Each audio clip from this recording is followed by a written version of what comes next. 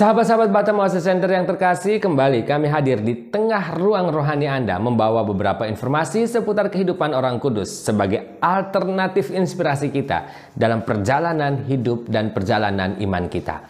Kali ini inspirasi kesucian datang dari Asia, yakni Santo Andreas Dunglac, seorang imam pribumi Vietnam yang kemartirannya dikenang gereja setiap tanggal 24 November. Langsung saja kita ke informasi yang pertama. Sebelum kita bicara tentang Santo Andreas Dunglac, mari kita kenal terlebih dahulu kekristenan di negara Vietnam secara garis besar. Kita tahu agama tradisional Vietnam adalah Buddha bersama dengan unsur-unsur Taoisme, Konfusianisme, dan kultus atau pemujaan leluhur setempat. Misionaris gereja Katolik tiba di Vietnam pada awal abad ke-16 sekitar tahun 1500-an. Kekristenan saat itu dilihat sebagai elemen asing dan menjadi objek penganiayaan. Selama sekitar 200 tahun pertama kekristenan di Vietnam ini diyakini bahwa sekitar 100.000 orang mati syahid atau menjadi martir. Tetapi sebagian besar dari semua catatan sejarah ini telah hilang. Meskipun dianiaya, dua vikariat apostolik atau keuskupan pertama berhasil didirikan pada tahun 1659.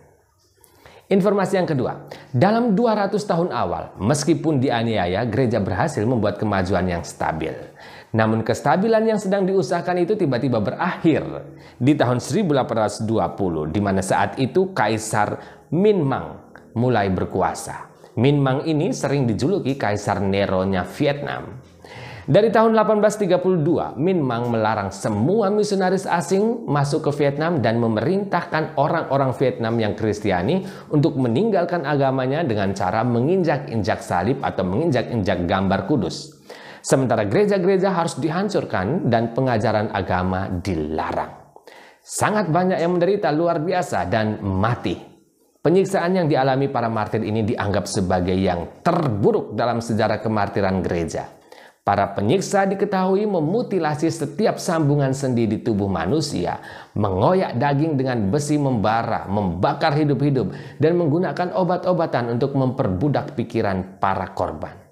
Orang-orang Kristiani Vietnam pada saat itu diberi cap dengan besi membara di wajahnya dengan tulisan Tadao, yang berarti agama jahat. Setiap desa tempat di mana terdapat keluarga Kristen akan dilenyapkan. Informasi yang ketiga, Santo Andreas Dunglac adalah seorang imam diosesan Vietnam yang menjadi martir dalam penganiayaan di bawah rezim Minh Mang. Nama aslinya adalah Dung An Tran dan ia lahir sekitar tahun 1795 dalam keluarga miskin dan kafir di Vietnam Utara. Ketika dia berusia 12 tahun, keluarganya harus pindah ke Hanoi di mana orang tuanya dapat mencari pekerjaan di sana. Di sana ia bertemu dengan seorang katekis dan mendapat makanan dan tempat tinggal darinya. Ia juga mendapat pendidikan agama Katolik selama 3 tahun dan dibaptis dengan nama Andreas. Ia kemudian dikenal dengan nama Andreas Dung. Setelah belajar bahasa Cina dan Latin, ia menjadi seorang katekis dan mengajar katekese di negara itu, di Vietnam. Ia dipilih untuk belajar teologi dan pada tanggal 5 Maret 1823 ia ditabiskan menjadi imam. Sebagai pastor paroki, ia tak kenal lelah dalam pelayanan. Dia sering berpuasa dan menjalani kehidupan yang sederhana dan bermoral tentunya. Dia adalah contoh yang baik bagi orang-orang dan karena itu banyak orang mau dibaptis. Pada tahun 1835 ia dipenjarakan di bawah penganiayaan Kaisar Minh Mang, tetapi dibebaskan karena umat yang ia layani berhasil membayar uang jaminan sesuai dengan ketentuan saat itu. Untuk menghindari penganiayaan, ia mengubah namanya dari Dung menjadi Lac. Kemudian ia dikenal dengan nama Andreas Lac dan pindah ke prefektur atau wilayah keuskupan yang lain untuk melanjutkan karyanya. Tetapi pada tanggal 10 November 1839 ia ditangkap lagi. Kali ini bersama Petrus T, seorang imam Vietnam lainnya yang ia kunjungi agar ia dapat mengaku dosa.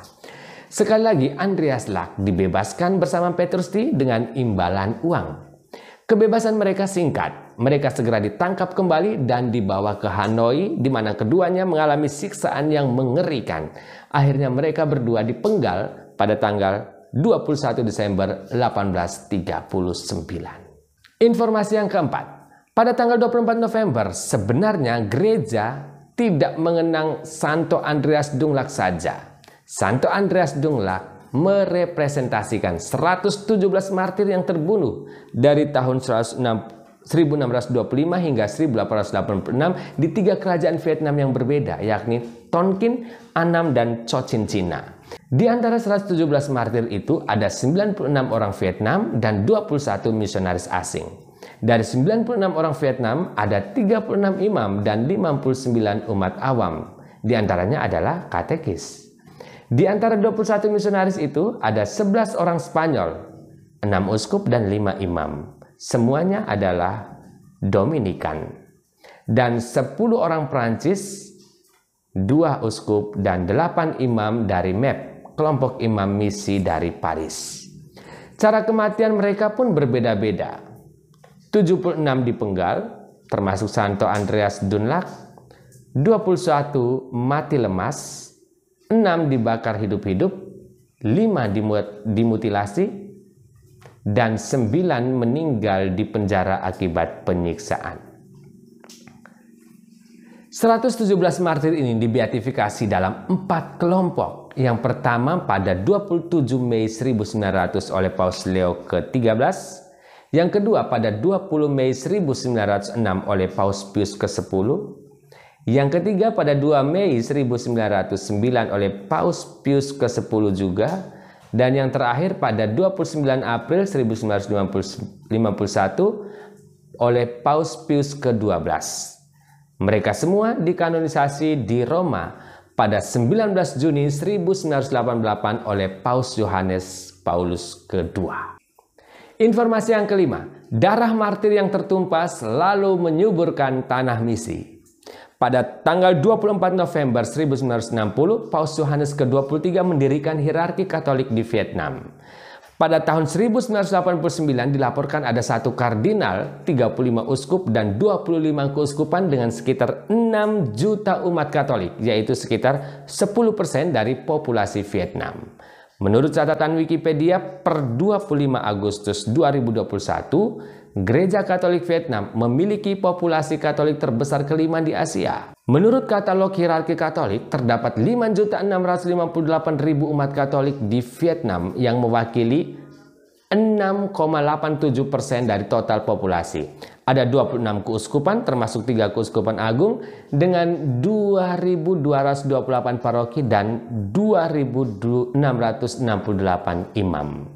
Sahabat-sahabat yang terkasih, demikianlah beberapa informasi seputar Santo Andreas Dunglac, seorang kudus yang menjadi representasi 117 martir Vietnam yang dikenal dan ribuan martir Vietnam lainnya yang tidak dikenal dan tidak tercatat namanya.